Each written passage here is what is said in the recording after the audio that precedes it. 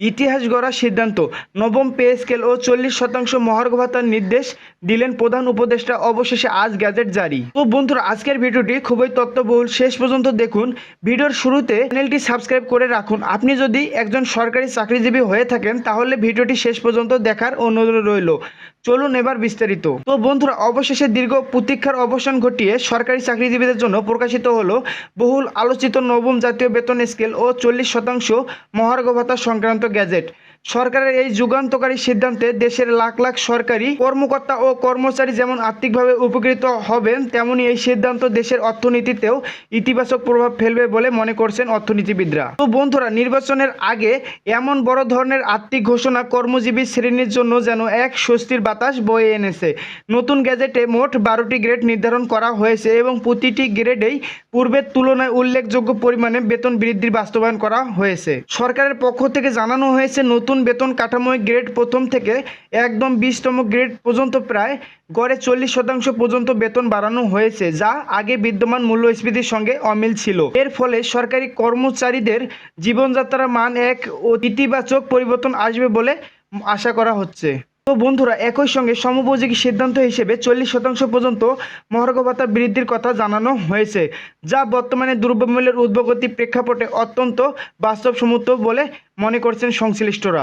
অনেক দিন ধরেই সরকারি চাকরিজীবীরা বেতনের সঙ্গে তাদের জীবনযাপনের বাস্তব ব্যয়ের ব্যবধান নিয়ে অসন্তোষ প্রকাশ করে আসছিলেন।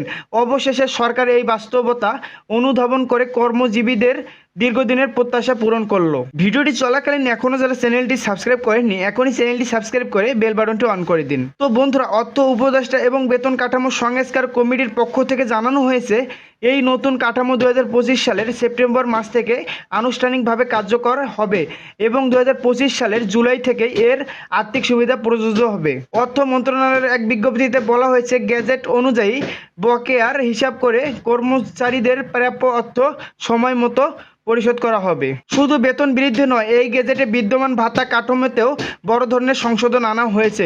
বিশেষ করে ঢাকা সহ বিভাগীয় শহর কর্মকর্তাদের জন্য বাড়ি ভাড়া ভাতা 50% উন্নীত করা হয়েছে এবং চিকিৎসা ভাতা বাড়িয়ে 25% করা হয়েছে। তো বন্ধুরা, এছাড়া অন্যান্য ভাতাগুলোতেও প্রয়োজনীয় অনুসারে পুনর্বিন্যাস করা হয়েছে, যা কর্মচারীদের জন্য বাস্তবিক অর্থে স্বস্তিদায়ক হবে। প্রধান উপদেষ্টা এই সিদ্ধান্তকে একটি মানবিক ও বাস্তবমুখী পদক্ষেপ বলে আখ্যা দিয়েছেন।